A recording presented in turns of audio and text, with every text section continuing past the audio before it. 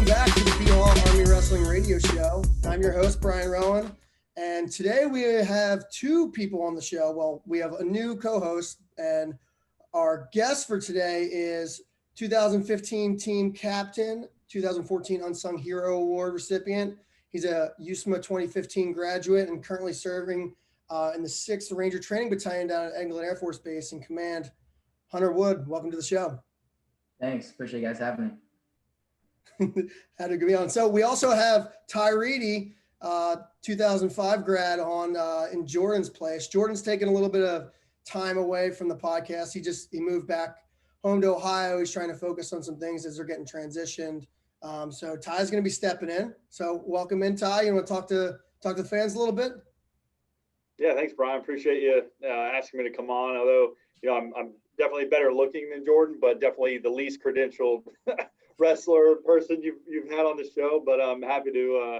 But I would say, are you one of the biggest fans out there? So I appreciate you having me on, and hopefully I can ask some decent questions.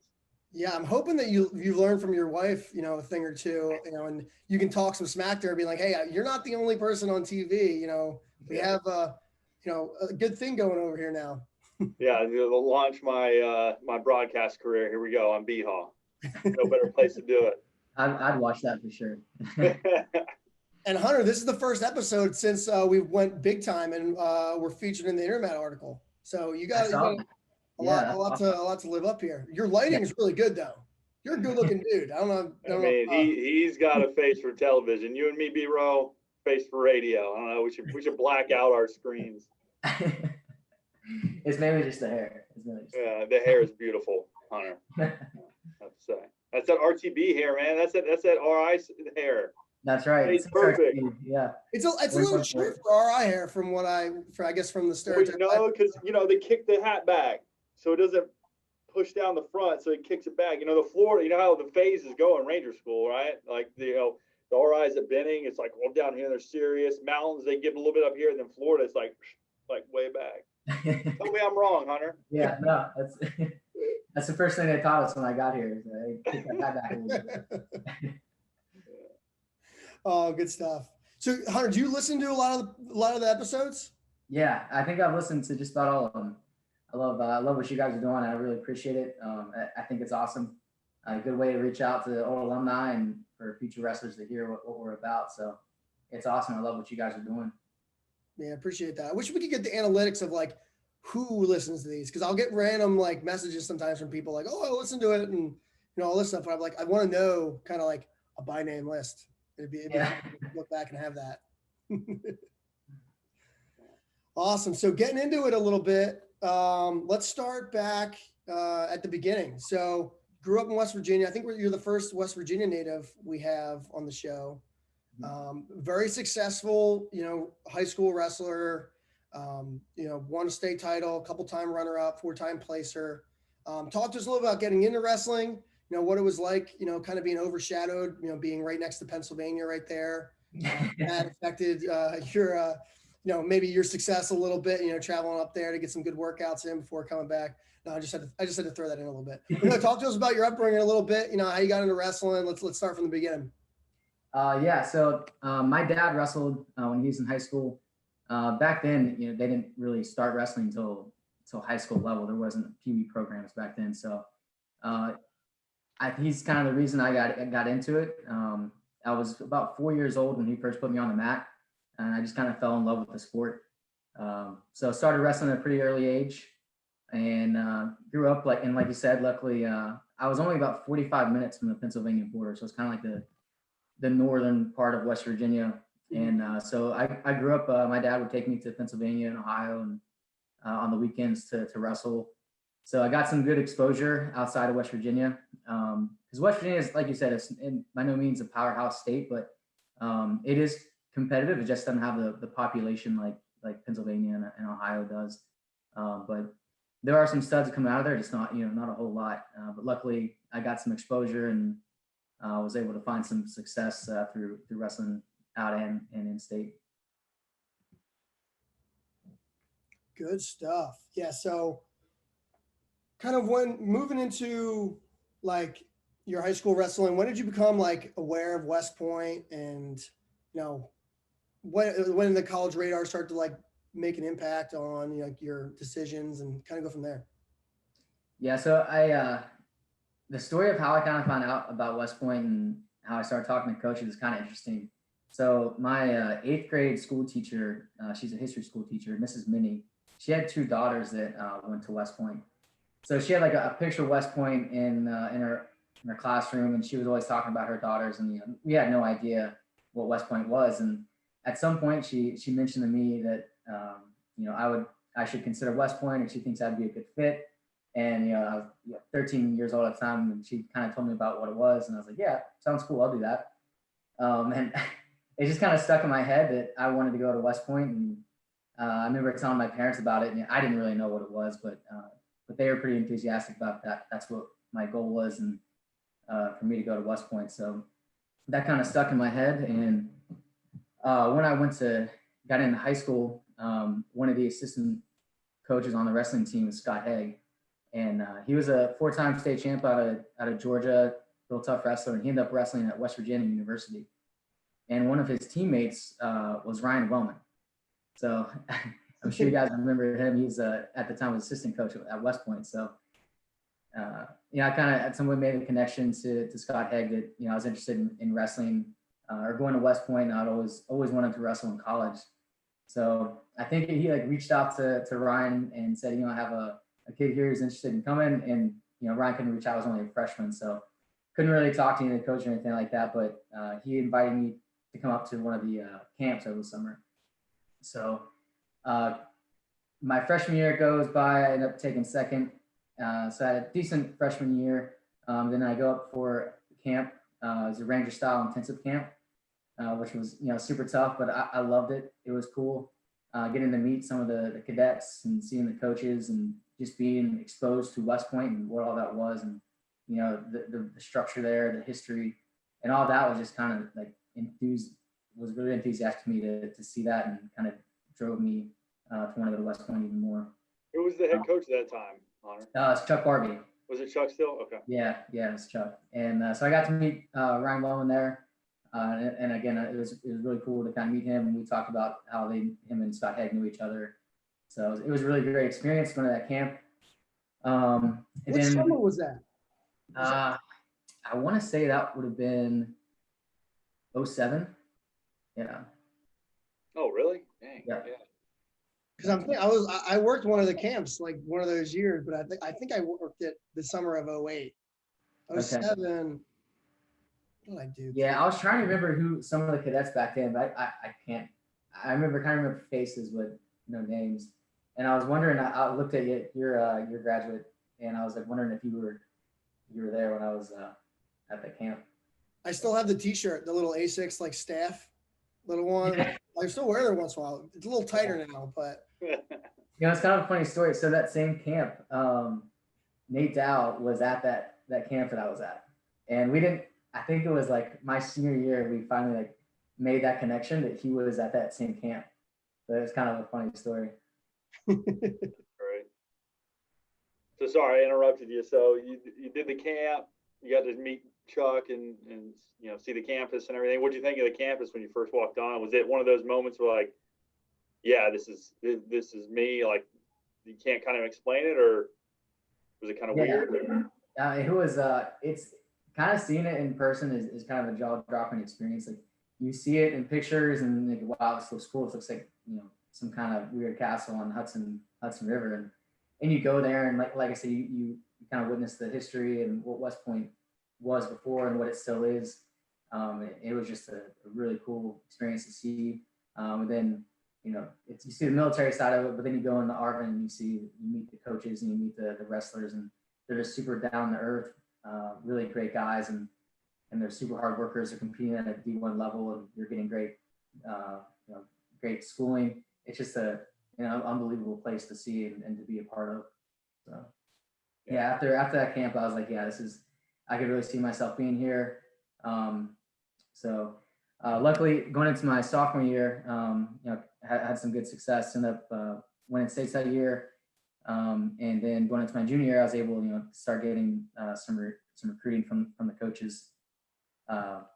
So that was cool. And then after my junior year, going into senior year, I took a visit up to a recruiting trip, and that's when I really got to really be a part of it. And I got to Rudy Cheletnik was my host.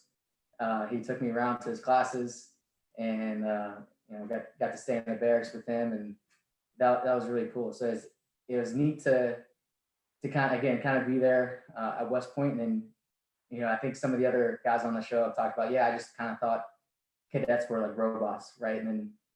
But that's not the case at all. You meet them, they're just like you and me. There's like like-minded people that have goals and admirations of being a future leader, and it's really cool to see. And a great experience. I was kind of like thinking about it is getting to meet the wrestlers. And again, if you think they're cadets, they're just robots, but they come up and talk to you just like you're already a part of the team. They treat you like a brother. Super nice guys, asking questions and answering some of my questions I had. And the whistle blew, and they're out there punching each other in the face. And there's 3 bloody noses within the first 5 minutes, and people getting shoved in the wall. It's not. This is awesome. I could really see myself being a part of that. So, yeah. Now, were you getting recruited by anybody else, or did you like immediately shut down like any other coaches that called you because West Point was it, or were you did you keep it? Do you have any other interests at all, or? Yeah, so I kept my options open. So I was kind of looking at West Virginia, being in my home state, a few smaller schools. I was talking to some of those coaches, but no one was really offering me the opportunity that West Point had, and it was just too hard to pass up. I think that was actually the only school I applied for my senior year. So. Okay. Gotcha. So go ahead, B-Roll. I was going to say, so like, was your recruiting process maybe a little bit different because you had like a relationship kind of with the coaches, like they knew you since you were a freshman? You think that was like made the recruiting experience a little bit different, or do you think like because you were interested in all these other schools, that they still had to like fight and put in that effort, like you weren't like a shoo-in? Yeah, no, they still like, I'm talking to Ryan Wellman, he's like still selling me on, and I don't think it wasn't just like a shoo-in process, because there were like sometimes I second guessed it, like, do I really want to go to West Point? And I was looking at some other schools, and seeing the normal college lifestyle, what is kind of appealing, but it definitely helped having that relationship. And I mentioned Scott Haig, he was in the Army too, and I kind of saw what the Army offered you, and outside of getting that chance to have a great education, then you're guaranteed a job right after, and you get to have West Point on your reputation is a hard opportunity to pass up. I would definitely agree with that sentiment. Yeah, no doubt. So you get recruited, you make the commitment, and then so talk to us about transition up. You went the prep school path, right? So I mean, was that a decision? Like, was that part of the recruiting process, or was that just like a surprise? Like, oh, I got to report to Fort Monmouth now, or? Yeah. So, kind of looking back on it, through the recruiting process, I most likely kind of like was the reason I got to go to West Point, because I definitely wouldn't have got in through academics alone. So I was chose to go to prep school, and I wasn't really sold on that idea in the beginning. And you're talking to Coach Wellman at the time. He was like kind of trying to sell me on, like, yeah, it's a good opportunity because we don't have redshirt opportunity here at the academy, so it's good exposure. You get to wrestle some opens and kind of get some college level experience before you get to West Point. So at the time I just kind of saw it as an extra year commitment before I get to go to the academy. So I wasn't like super enthusiastic about that decision in the beginning. But looking back now, I'm super thankful that I did end up going to the prep school, built some good relationships there, got some good exposure on the wrestling side of things, and kind of got adjusted from being away from home. And then I went to the academy, and that freshman year you can kind of focus on other things because you're not consumed by the thoughts of being homesick or being away from home for the first time. So I got to, kind of refocus on academics and in the wrestling room. So it was super beneficial. I don't know if there's any potential recruits out there that may be going to the prep school. I would highly consider it, especially now that, so when I went, I was the last class that went to Fort Monmouth. We were down in New Jersey. I was like, I knew it was either like the first class or the last, or. Yeah, what year was that? Yeah, so that would have been 2011. Okay. The last prepster class from New Jersey. So that was it.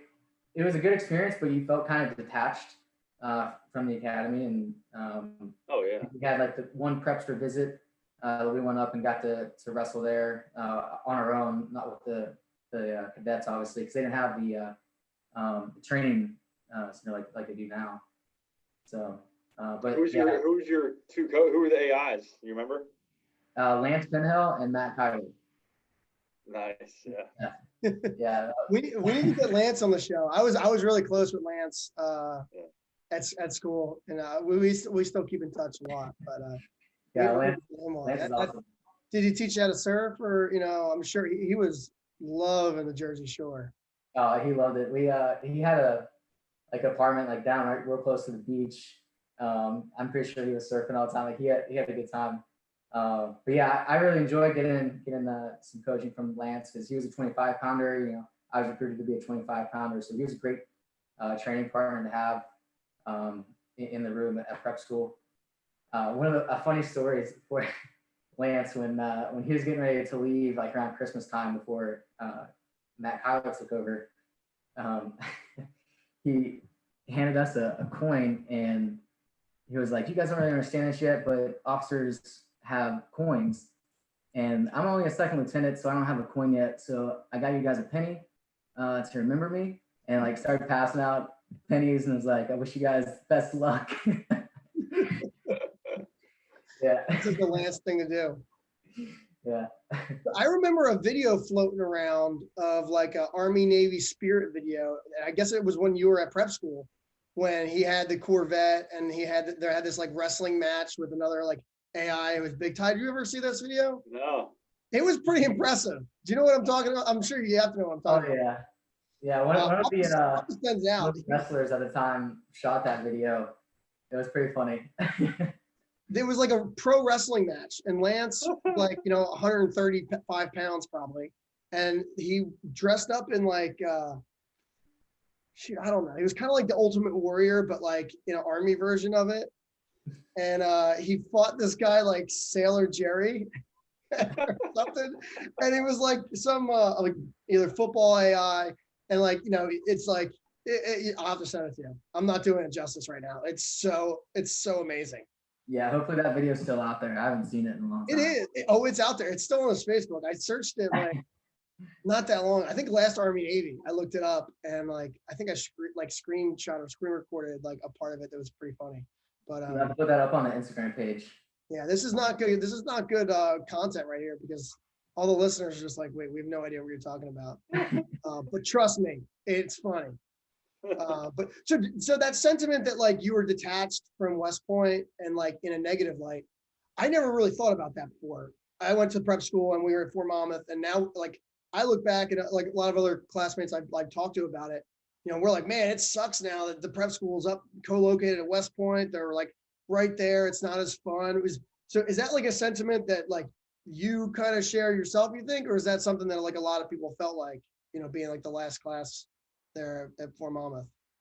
So that's probably not a common view. So I kind of looked at it when I was an AI myself. That those wrestlers had such a better opportunity to grow and learn from the coaches just down the hill, and getting the chance to wrestle with at the training center there. So that's how I kind of saw it, and I felt like we almost missed out on an opportunity being down at Fort Monmouth. And on the social side of things, like it was cool being down at Fort Monmouth, because like your first year out of high school, and you're kind of out on your own, you're not really at the academy yet. So in that sense, like, yeah, I think a lot of people are kind of envious of the old prepsters getting to be down at Fort Monmouth, because it's almost like another year being at West Point, kind of secluded from the rest of the world. But so I was gonna say Bureau for some perspective. I'm not a Prepster alum, although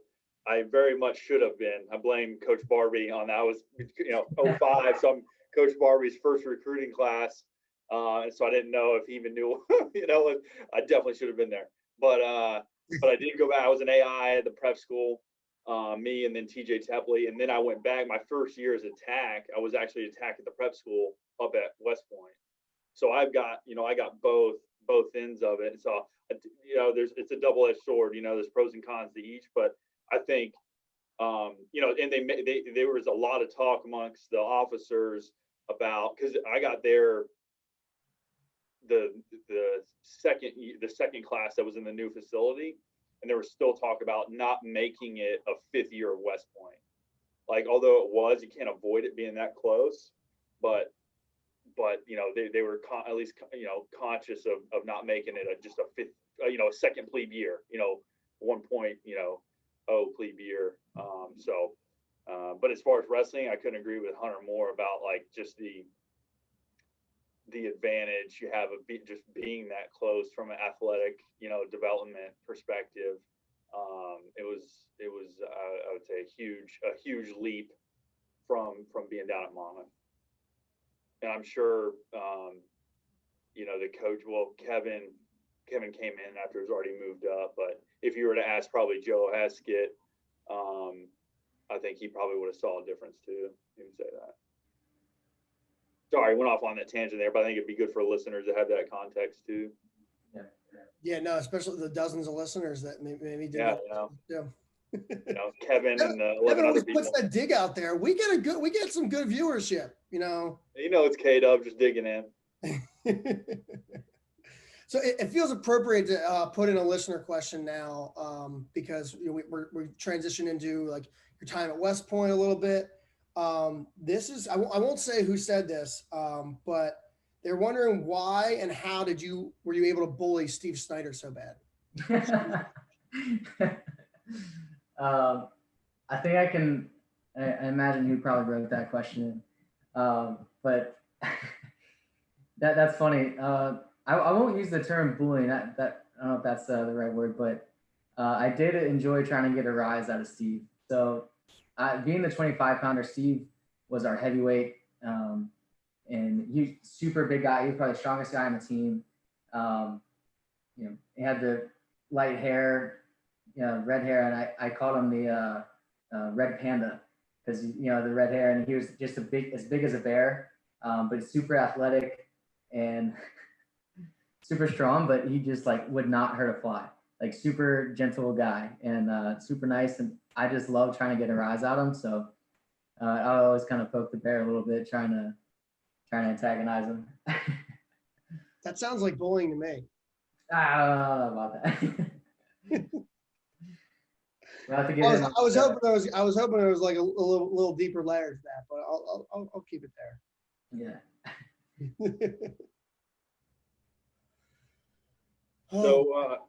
So talk about, unless you wanted to cover anything else from the prep school, Brian, I was going to jump into transitioning up to the up to West Point. No, Hunter, anything else at the prep school stand out? I know like there's animosity, between, I guess for listeners who aren't West Point out there, there's a little bit of animosity when you're, moving from the prep school up to West Point, because you start Beast and there's like 200 people that know each other, and they start out and everybody up, all the people coming directly in don't know anybody or only know a handful of people. And there's a little bit of USMAPS animosity. Was that still like a thing? Were the wrestlers close? Are you still close with those guys now? Or is that kind of subsided? No, we were definitely close going into West Point, but our class is kind of interesting. Like we didn't have very many people that came from West Point ended up finishing. I think out of the 10 to 12 of us that were at USMAPS, there was only Cole Gracie, Kramer Heddish, and I that ended up graduating while continuing wrestling on the team. Everybody else kind of either walked away from the sport or left the academy. So we kind of got a lot closer with the directed miss, and we weren't, I don't think there was too much animosity Yeah, but across like the rest of the cadet corps, I think it was my plebe year during Beast. The slugs. You can just say it out loud. Yeah, yeah. The slugs, you know. But we all got in trouble for throwing up a U, or if somebody yelled USMAPS, they were like started shutting that down real quick. So that animosity was still kind of there throughout the rest of the corps, but that quickly died. I love me some USMAPS gossip. Yeah. It'll never get old. But yeah, Todd, we can transition into yeah. So talk about that. You know, that transition. So it's still this. So at this time. So when did it change from Chuck? So Chuck was. So this Joe Heskett coming in now. No. Yeah. So my prepster year was Coach Heskett's first year. Okay. So let's back up and talk about that. How'd you hear the news about Chuck? And so Chuck and his staff was recruiting you. Yep. And then, so then a year, so your senior year, did he leave? So it was going into my prepster year. I think it was like that summer. Yeah. Coach Barbie left. Coach Heskett ended up getting the job, and you know the assistant coaches were still the same for a year. So I knew some of them just through the recruiting process, like Ryan Wellman. And then by the time I was a plebe, you know, it was all a new coaching staff. So it was kind of a weird feeling because every coach there was knowing that you talked to previously or even recruited you. But the coaching staff was super welcoming. You know, Danny Mitch, Paul Young, Joe Heskett, like they were all great coaches at the time, and you know, kind of welcomed us in with open arms. But that was kind of weird, like you know, being down at USMAPS, and you know, you knew there was a new head coach there, and you know, we weren't his recruits, so we were kind of wondering what the transition would be as we went up to West Point. So how'd you find out? Wellman called you or something, or? Yeah, I think that's what going into prep school that summer, Coach Wellman called me at some point and like told me about the change. At first it was like, yeah, it's kind of weird, you know, with that whole transition. But after, you know, I kind of knew the name of Coach Heskett, and I talked to my high school coach at the time, and I was like, hey, like I found out about this change. It's kind of weird going into a head coach that, you know, didn't recruit me, but he kind of knew who Coach Heskett was. Just I mean, his like, you know, Coach or Joe Heskett's wrestling career from Ohio State and on the Olympic level. He's like, you know, you have nothing to worry about. You know, you should be excited about the change, and so that's kind of how it went from there. Got it. Okay. So then talk about, you know, so then you've got all this whole team of guys that were recruited by Barbie, you know, three classes coached by Barbie, and then you're incoming with the plebe class, you know, it was Heskett's first year. So maybe you can shed some light on that, how that was like, how Heskett kind of came in and what his tone was maybe. Yeah, there was a definite cultural shift from like kind of what some of the other guys were saying from Coach Barbie to Coach Heskett, and I think it was taking the program in the right direction. We're, you know, starting to take the steps to becoming a better program, and you know, the whole build and believe thing, we all kind of bought into that culture, and we're making some ground. And fast forward to Coach Ward took it over, and now the program is where it is now, and it's by far the best it's ever been from an athletic level and academic level. Coach Ward just done some really, really great things there. Mm-hmm. Yeah, I was actually talking to Ryan Hetrick and Nico. They reached out the other day, and they're like, we want to do an episode and talk about, you know, us getting the fellowships and that. It's so cool that, you know, they're at a point where they have guys, you know, there's guys on the wrestling team that are getting fellowships. That doesn't make sense to me, but hey. That's incredible. Yeah. Man, yeah. Academically, I mean, I'll never forget when it was time. When is it, like the end of your yuck year, or going into your Cal year? It's time to pick it was back then. It was time to pick a major. And Coach Barbie's like, I'll never forget. He sat us all down. He brings in Colonel Polka, and they're like, listen, you got two choices: dirt or systems engineering. Pick one. Which one did you pick? The systems. I picked And her. I still struggle. And I still struggle. No, I was in the same boat. I did systems and I still struggled. Same boat. Yeah. So, like you said, B-Row, I mean, forget about on the mat. I mean, off the mat, like, I mean, I can go on about what Ward's done with the culture there. But yeah, it's incredible. But I think you're right, Hunter. What you just said is like, so again, and I've thought about this a lot, and I think it pertains to the conversation that, I didn't know the coach before Barbie, obviously, but going for like Chuck Barbie and that caliber of a coach and technician, and then to build on that, the Heskett, and then to pick up the reins from Barbie, and then from Ward to continue to build, like, it's definitely been, not an overnight thing, and those three guys stacked on top of each other really taking it to the next level. So I'm sure you saw that firsthand.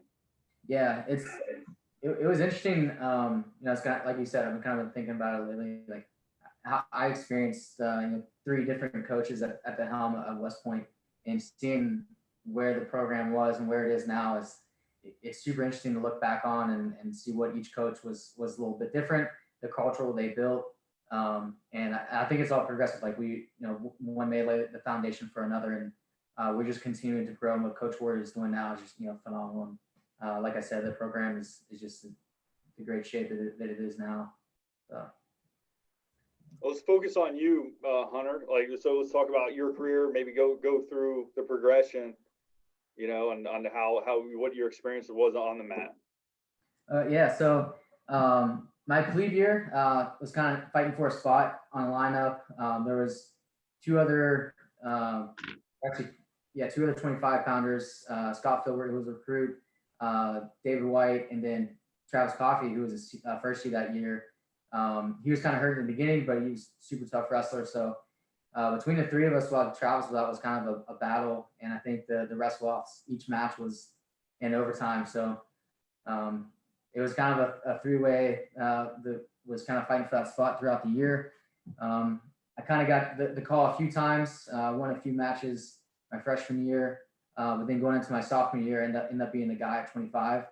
Had a rough start, was kind of feeling the pressure of West Point and trying to find that balance of academics and West Point and cutting weight. Was really starting to feel the pressure. Struggle, man. Yuck year. Whew. Yeah, that's a tough year. You start foreign language, you got physics, all that. Oh. It was a good time, but that was definitely some adversity I faced, like struggling on and off the mat. Danny Mitch and Paul Young, kind of took me under their wing. They really helped me out. Kind of got a little bit of rhythm going into the end of the year. I ended up being one match away from qualifying my sophomore year. So I ended up taking 6 at IWA that year, so I didn't get the chance to wrestle into NCAAs. But that kind of drove some motivation going into my junior year. So was feeling pretty good. I think I was 5-1 in the beginning, which is that a few matches under my belt still pretty early in the year, and I kind of sustained an injury. Didn't realize the effects of it at the time, but I was out for a few weeks, and then tried to come back, and then just kept getting kind of reoccurring injury. So, like I said, I didn't really know the effects of it at the time. So I ended up being out the rest of the year, sustained due to a neck injury. So went and got some MRIs and some stuff done. So found out that potentially may or may not wrestle again. So that was kind of a hard pill to swallow. So, but I kind of tried to stay motivated going into my first year, thinking that I'll be able to heal and I'll be able to compete my first year, because as a 4-year-old wrestling on the mat, you spend your whole life working towards a goal, and my goal was always to be an All-American, and I felt that goal is still within reach. So going into my first year, I was trying to stay positive through the injury and thinking I was be able to get back on the mat. But unfortunately, we went to saw a few more doctors, and due to the injuries, I was kind of told I had to hang up the wrestling shoes. So, like I said, that was definitely a tough pill to swallow. Definitely set me back a little bit. But And so my first year I was chosen to be team captain with Chandler Smith, and that was Coach Ford's first year. And after I kind of found out that I wouldn't be wrestling anymore, I asked if I could talk to Coach Ward one day, and I went into his, the coaching office, and I said, he kind of knew my situation as far as injury, and knew I probably wouldn't be able to wrestle or compete that year. And I kind of asked him or said, I don't know if I should fulfill the duties of being a team captain, not being able to compete, not being able to lead by example out there, scrapping with the guys, competing with the guys. I just kind of be on the sidelines. And I told him that if he would want to choose somebody else to be a team captain, I would respect that and give my recommendation. It's funny. I remember that conversation like yesterday, and he looked at me and was like, absolutely not. You are the chosen team captain. You will find another way to lead this team, whether it's on or off the mat. So that kind of presented a challenge for me. And I greatly appreciate what Coach Ward did for me, because it was like a whole new perspective of leadership. Because in my upbringing, I was always taught, like, lead by example. And I still agree that you have to lead by example, but there's definitely some other ways that you find you have to lead people sometimes. So that was a good challenge, and I appreciate Coach Ward giving me an opportunity to continue to be the team captain that year. So how long had he been there? I guess I'm trying to put a time frame on it. Like, when did he get there versus like when did you find out about the injury, or announce team captains? Like, what was the kind of order of all that going on? I'm trying to put these references in my head. Like, man, that sounds like that's awesome on Coach Ward to do that, but kind of put into perspective the timeline of it. Yeah, so Coach Ward really knew nothing about me. So my junior year is when they at the end of the junior year, going into first year at the wrestling banquet is when Coach Heskett used to announce team captains going into the next season. So in the junior year, the wrestling banquet season's over, and I had already kind of found out about the injury, but I didn't really know how it would affect me long term in terms of the wrestling career. So I was out half of that season, and then he made the announcement for team captains. That summer, Coach Heskett ended up stepping away from the program, got a good opportunity at West Virginia University to be part of the athletic department there. So that summer, going into my first year, is when Coach Ward got hired. So preseason starts, and then kind of talking to the trainer about the injury from last year, talking to some specialists, and we got a few other MRIs, and kind of mid preseason when they told me that I wouldn't be able to compete anymore. So that's when I kind of had a conversation with Coach Ward. Gotcha. Were you still able to do preseason workouts and work out with the guys, or were you doing physical therapy? So yeah, I was doing physical therapy, but I was able to do the conditioning. I wasn't able to step on the mat, but lifting was limited, and I was able to run and do the conditioning stuff with them. But that was pretty much about it, unfortunately. And then one thing that Logan Everett brought up on the show, most of Coach Ward's preseason was on the mat. So those days of running the ski slope and the Black Death runs, all those things were kind of gone. And Coach Ward's mentality is no, we're going to get better through wrestling. We'll improve our conditioning through drilling and through going live, and we're learning the fundamentals because it's technique where we need to improve. So unfortunately, a lot of preseason I was set on the side. But yeah, it's got to be, super frustrating in your first year, especially being as a team captain, kind of fast forward towards the end of the season. You guys beat Navy for the first time in a hot minute. Ty, you were up there. I think I was watching highlights of the video the other night when I was trying to think through topics and stuff like that. And I see you in Ty in the background nuts.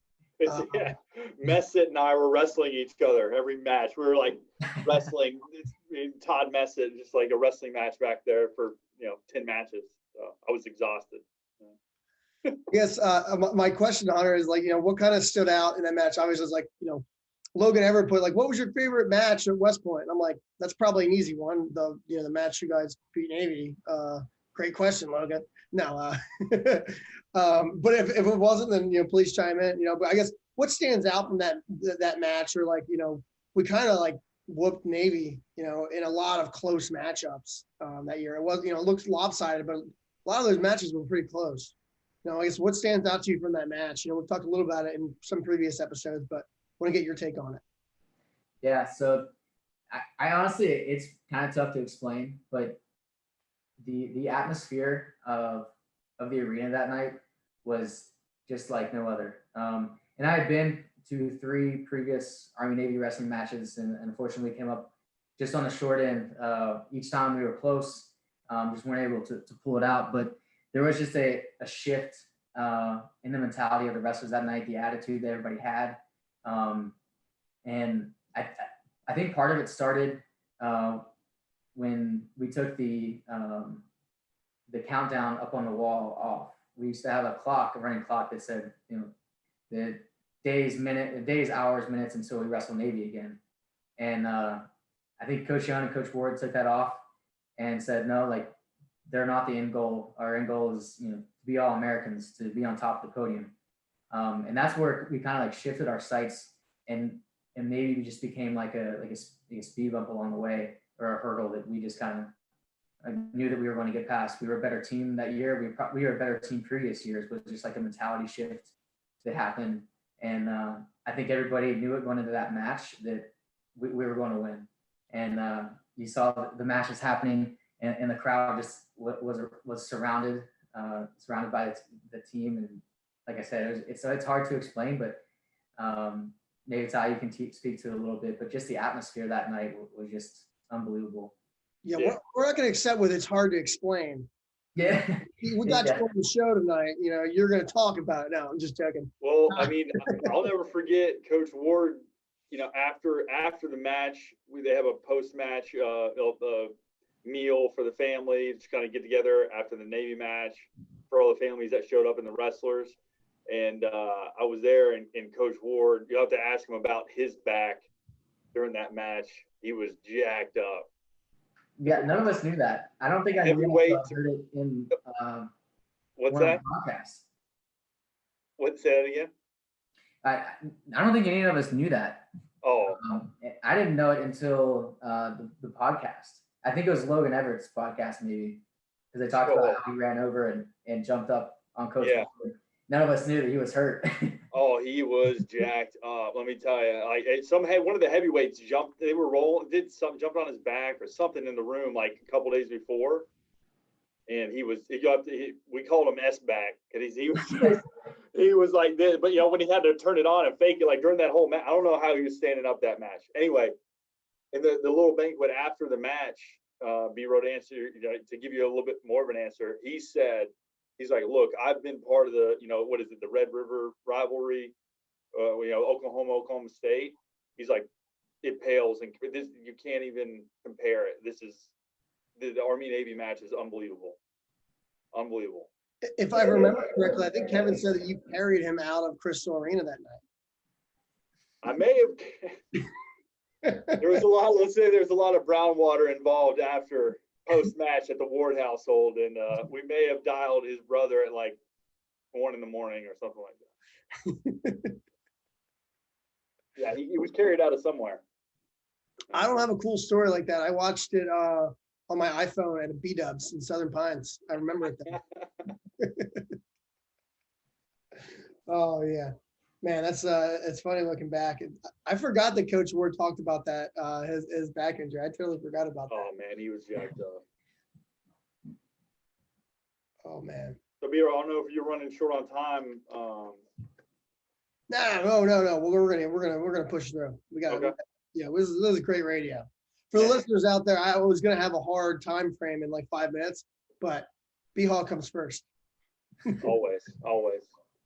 I'll side text and tell them I'm gonna be running a little late, but no. I mean, aside from this match, like the Navy matches, any other matches that stand out, or like practices that stand out? Stealing Ty's question right here.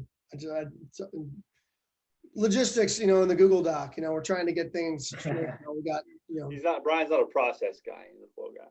Yeah. Yeah, by far the Navy match will always stick out. And unfortunately, I was standing on the sidelines during that, and that's still one of my best memories. But a few other matches stick out. My sophomore year at EIWA's to win a match to even get to the chance to wrestle to qualify. I had to wrestle a kid from Colombia, and I can't remember his name, but he had beat me I think twice already that year. I think the first match was like a major. He major decision me, and I think the next one was about the same. And I went in that match, ended up winning by a last second takedown. And I remember Coach Young and I think it was Brad Pataki in my corner, and Coach Heskett was on the other side of the mat, and then half the wrestling team was on the other side. It felt like almost like a dual meet because everybody was surrounded that mat that day, and that was a cool experience to have, and that was a win that wasn't expected. So I grinded that win out and got a chance to wrestle for the opportunity to qualify for NCAAs, but unfortunately fell short the next match. But that was a fun match to win that. And that's the match that gets you to day 2 of EIWAs, right?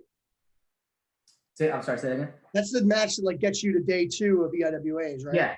Yeah, that got me to the next day. I was in a very similar position on my plebe year, and I just remember that was like one of my favorite matches, because you're like on a high because you're like, oh my gosh, if I just win this next match, like I'm going to NCAAs, and you're like, obviously they're making weight and all that stuff, but yeah, it's a cool feeling. Yeah, I'd say another memory was pretty cool. I think it was a sophomore junior year. We wrestled at Madison Square Garden, and we wrestled Princeton. Ended up getting a pin that match. It was kind of a close dual meet. I was able to pull out a pin, and it kind of set the difference for the team. But being able to wrestle at Madison Square Garden was pretty cool. I was there. That was amazing. Yeah, I went up with Jimmy Rafferty. Oh, you were there, BHAW? Yeah. Nice. Grapple in the Garden or whatever. Is that what it was? Yeah, Grapple in the Garden. I was trying to remember the name. That's right. It's where Russ Parsons yelled something up to his dad. I won't repeat what he said. It was a PG radio, but. Yeah, that's right. So kind of moving past your wrestling career, you graduate, selected to serve as the prep school coach. Have you ever thought back at your time, like being a prepster and then, being the prep school coach? Obviously, it's you thought about it being at different locations and things like that. Like, how did you come to that decision to like do that? You branched infantry, it's takes away from your PL timeline potentially. Did you think about that before going to the position, or what was your like thought process when you made that kind of decision? So I kind of did think about the impacts it had on my timeline, and I was still kind of determined to take that option to do the AI job. Because I remember when Lance Benell and Matt Kyler were there, the impact they had on us, being able to have that interaction with a newly graduated cadet, the lifestyle they were kind of living. Going into West Point, they had a big impact on me, and I kind of wanted to have a similar impact on newly recruited prepsters. So, that was kind of the reason that, and like I said, I knew it was going to push back my timeline a little bit, but I was willing to do it, and it was a really great experience. And my senior year, like I said, I wasn't able to compete, so I was kind of finding other ways to impact the wrestlers and to try to still help them in ways and still help kind of lead them.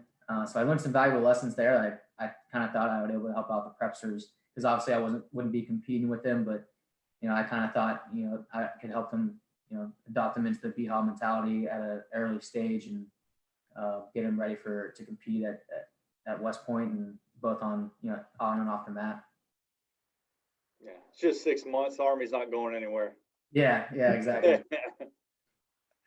Some people think about that. I mean, it's like get through. You want to get into Ranger school. You want to get through Bible. All that jazz. Get to your first unit. Like I remember, like being an 09 guy.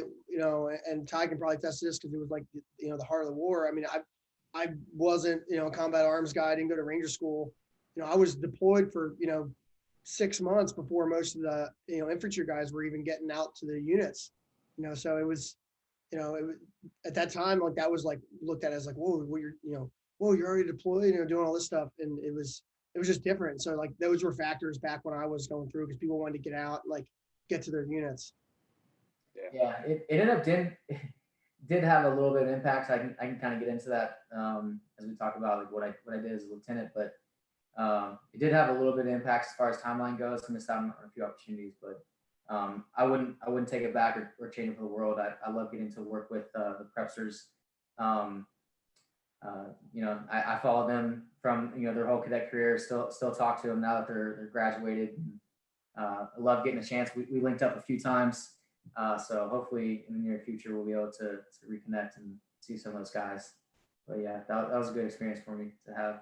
And again, it kind of motivated me, getting a chance to kind of fill a coaching role. And I was almost like I kind of felt like an assistant to Coach Ward because I'd go down and talk to him about practice plans and what he wanted to do for the prep school team. And I would take those back up and, kind of implement his plan for the team. So I learned a lot that I hadn't really been exposed to as an athlete from a coaching standpoint. And I will say it's kind of motivation. Like at some point I do want to step into the coaching realm, whether it be high school or collegiate level or whatever facet it is. But I am kind of motivated to kind of take a coaching role at some point, based off that experience. You should talk to Patty Simpson. Yeah, I need to. He's doing some good things up there. Blazing that path for you. Yeah. So you posted. Sorry, go ahead, B-Ron. No, I was gonna say the listeners don't know we were talking about it before the show, but Ty lives like 5 houses down from Phil Simpson, kind of coincidentally. Yep. So yeah, national neighbors. So we haven't announced it, but I'm gonna do a golf outing. It's self-proclaimed August 7th. So if anybody's in the national area, hit me up. We haven't figured out a location or any details other than August 7th, but try to get hopefully like 15 or 20 people out and, try not to lose too many golf balls. Yeah. Well, think about this. Phil Simpson, Patrick Simpson, now William Simpson moved back, and myself, 4 Division I wrestlers living in the same county. Like probably all our kids are about the same age, all our boys. So yeah, there's gonna be an all-star crew coming through. Future recruiting class. Yeah, for sure. There's gonna be like not enough slots to go to West, like to wrestle for all the like. Yeah, I mean, my kid won't have a problem. It'll be a heavyweight, but all the Simpsons will have to fight for the lightweight spots. Anyway, back to you, Hunter. So you graduate, you went to Campbell, right? Yeah, so I did the typical infantryman route. Did IBOLC Ranger School. Ended up at Campbell. So originally I was slated to go to Fort Stewart, and when I was at IBOLC, somehow I got an RFO, got switched to go to Fort Campbell. So I was pretty pumped about that to get an experience to serve in 101st Airborne. So get to 101st. How did they just? So you didn't intend to switch? They just like switched you? So as far as like preferences go, when I was a cadet, like Campbell was my number one choice. But as far as how that switch happened, I have no idea. I just got an RFO one day in an email, and it said, Fort Campbell. So yeah, not sure how that happened, but super thankful for that opportunity. But yeah, so I ended up reporting to 1st Brigade at 101st, and one of the first people I meet is I don't know if you guys remember, it was Major Reynolds at the time, not Colonel Reynolds, but Bo Reynolds. Yeah. So I'm sitting in the S3 shop first day at Fort Campbell and like meeting my sponsor, and in walks this big burly guy, got a little cauliflower ear, and he looks at me and he goes, "You an Army wrestler?" And I was like, "Yes, sir." He goes, "Good man," and like slaps my shoulder and said, "Welcome to the team." So that was pretty cool. I don't think I probably knew that, but I forgot. That's awesome. Yeah. So Bo and we commanded together. So wait, when did you show up? So it would have been September 2016. Wait. So no. So he was back there as in the S shop. S3. Yeah. So he was the S3. So he commanded what battalion? Bulldog or? Bulldog. Yep. So he commanded. He did company command in Bulldog as well. Yeah, he used to be ABU 6, I think. Yeah. Wait, I was Cougar 6 and no flag. Mhm. What's that? Hunter, you were in Bastogne too? I was, yeah. Woo! This is a fire podcast right here. Yeah. I didn't realize that. I should have done my research a little bit better. Yeah, I commanded Cougar no slack. Oh, yeah, that's awesome. And when Bo was ABU. Yeah, right across the street. Yeah. That's awesome. That's awesome. All right. Yeah, So did you take a platoon right away, or did he pull you up into a shop and crush your soul every day, or what? So the term he likes to use was rowing. So yeah, I rowed for him for a little bit, a little longer than I wanted to, but it wasn't to his fault or anything. It was a great experience up there and learned a lot about the Army, about the process, and about the battalion. So I ended up staying up there for about 7 months, but it was like kind of a weird time because half the battalion was deployed in Africa. So the platoon I was slated to take was in Africa. So I was kind of waiting for them to come back because that was really the only slot they had open at the time. So I ended up waiting about 7 months. And then I finally got a platoon. So I was the platoon leader in Charlie Company for about 8 months, and then got selected to go do scout platoon time in 132. Nice. So Cold Steel to what was that cab? Black Horse or something? Or Charlie Troop. Charlie Troop. Okay. Yeah. Got it. Awesome. Yeah, don't ask to see my Stetson. Yeah, man. Yeah. So what? So you do your scout time, and then where are you at now? Are you waiting on command, or what was the path that took you? Yeah. So post after that second platoon, I did a little XO time. We deployed to Iraq. Did 6 months there as a PL, and then finished up the deployment as an XO. Came back with them. Then spent about two more months at Fort Campbell, and ended up going to Triple C. So started out time at Triple C. COVID happened, so it kind of delayed us a little bit. Ended up finding out that I was going to go to 6RTB. So it's kind of a new thing that there's a lot of pre-command captains are getting pre-command broadening assignments. So this is just one of the broadening assignments that came up. So ended up getting an RFO to come down here. So I'm taking command of a company here, Bravo Company, 6th Ranger Training Battalion, but it's not KD. So eventually, past here, I'll spend about another 12, 18 months here, and then go back to the Force Com. So you're going to do a traditional line command after this? Yeah. Okay. So it's almost like a freebie command. Try to test the systems. Dude, that's amazing. That's a great opportunity. I mean, you could be just to steal bows. You could be just rowing for a year and a half somewhere. Oh, you got lucky, man. That's awesome. Yeah, so it's a good experience being down here at 6RTB. Like I said, I get to spend some time as a commander here, and the company's small. It's just Ranger instructors here on camp. So I got close to 25 to 30 guys that I work with, and it's all like senior NCOs and officers, super professional, all Ranger studs. So it's a good work environment. I'm learning a lot and really enjoying my time here. So this is my AG nerd side going to come out. I haven't thought like this in a while because I've been out for a hot minute, but what's the plan when you go back to Force Com, and you're obviously going to have to jump the pecking order to get command and time frame for, your primary zone look and things like that. Or, have you thought through, getting back into, Force Com and where you're going to go? Do you talk to HRC directly, or what's that kind of process like now? Yeah, so now they have what they call a marketplace. So my marketplace will open, I think, summer of 2022. So almost a year from now. And they often like to joke it's like Tinder for officers in Force Com units. So they essentially, you can go through and put your preferences, and they'll go look who preferenced them, and then they can preference you. You can kind of match up and see if you can get the unit you want if they're interested in you as well. So you see battalion commander and you swipe right? Is that how? Yeah, swipe right if you looks of them, No.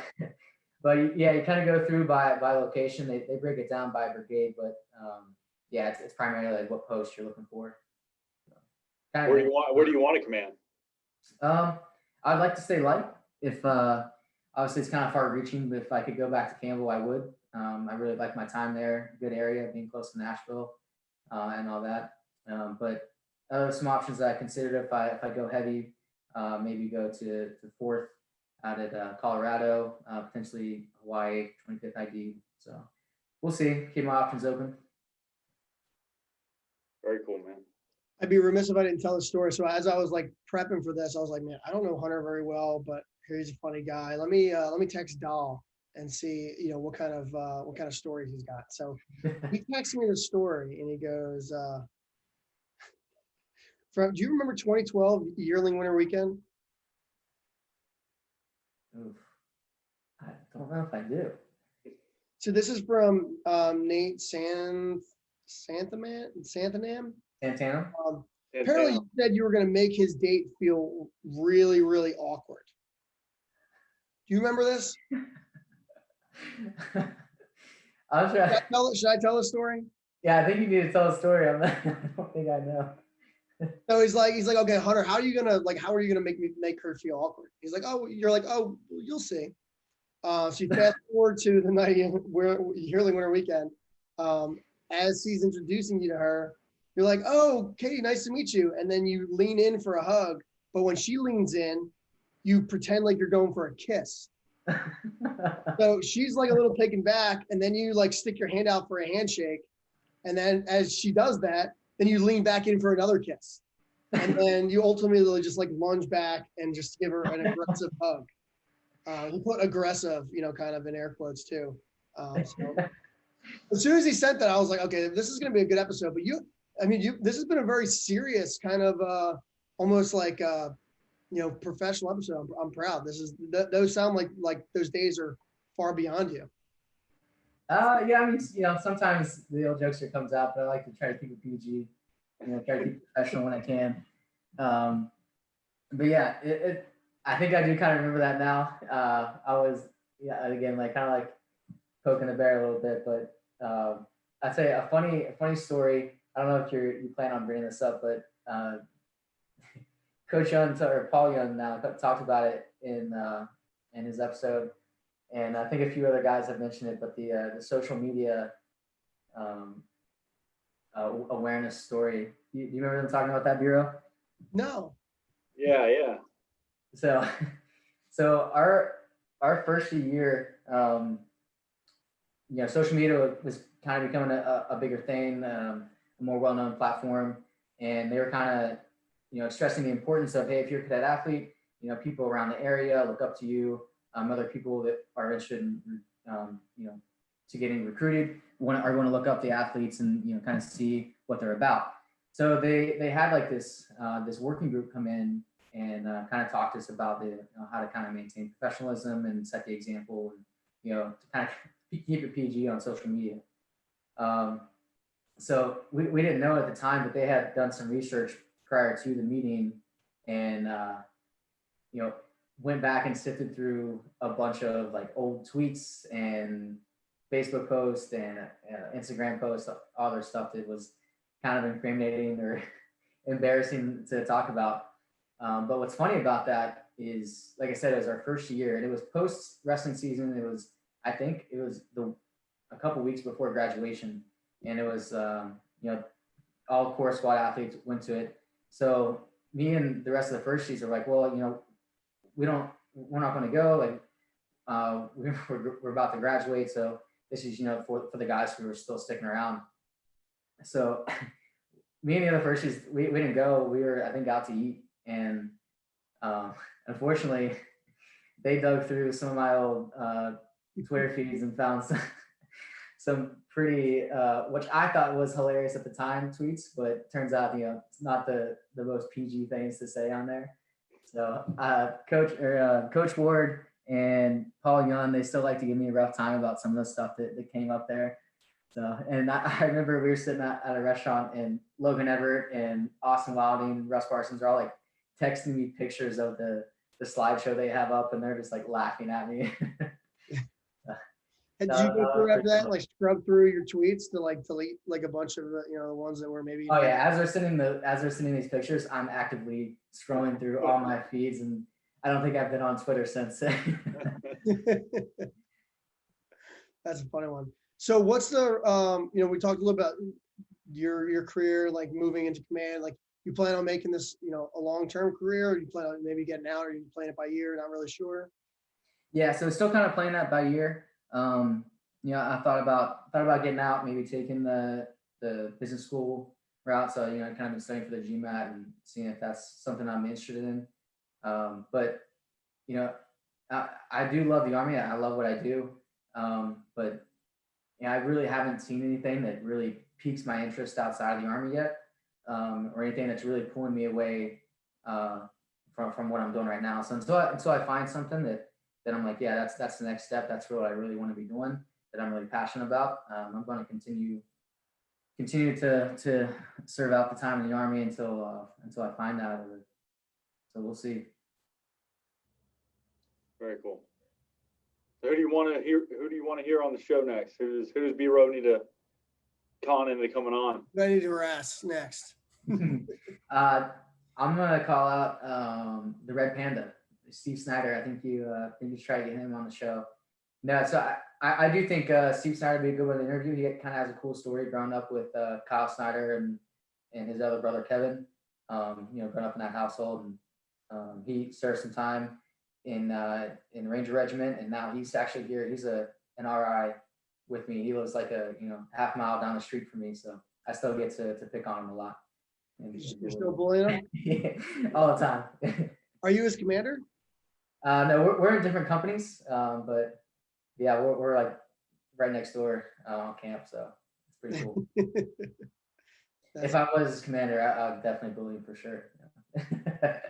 Well, any advice you have for any recruits listening or anything like that before we wrap this up? I will say, if you're a recruit getting ready to come to West Point, one thing that I came into my plebe year, I kind of thought that I had to, earn my spot on the team, and I was just kind of like an underdog, coming from a prep school, didn't really know where I fit in, and I wish I didn't have that mentality looking back. What really should have been, coming into that year, because like I mentioned, it was a close battle for that 25 spot. But I think if my mentality would have been shifted, like I'm coming in here as a freshman, although I may be just a plebe, this is my spot, and I'm going to, it's mine for you guys to take. So come into the team, don't if you are coming to West Point, don't take it for granted. Spend every minute working for your goal, and I guarantee you'll find success. Appreciate that. Very, very wise words. You've grown up a lot, old Hunter Wood. Awesome. Well, appreciate you hopping on. Ty, anything you want to put out for the group before we close this down? No, awesome, Hunter, man. It was great to be there with you and watch you through a couple years at school, and it's awesome to catch up and hear that you're doing so well, man. Good luck with your current command, your baby command, and then you have to herding those NCOs has got to be a different beast for sure. So good luck with that, and man, looking forward to seeing your path continue to go, man. Thank you. Yeah, I appreciate you guys having me on. Tyree, it was great catching up with you, and I always appreciate, like I said, when you were at TAC when I was a cadet there, so I always appreciate your mentorship while I was there. I was being an OR for the team. And then BHAW, appreciate you guys again having me on, and appreciate what you guys are doing with this BHAW podcast. Awesome. Cool. Have a good one, guys. I'll see you. Yeah. Yeah. BHAW. Thanks for tuning in to the BHAW radio show. If you like what you heard, be sure to subscribe and leave us a 5-star rating on your favorite podcast platform. If there's something you'd like to hear on a future show, reach out to us on any of our social media, Instagram, Facebook, or Twitter. Or you can reach us at email, bhaw.radio@gmail.com. We'd love to hear your thoughts, and as always, go Army, be Navy.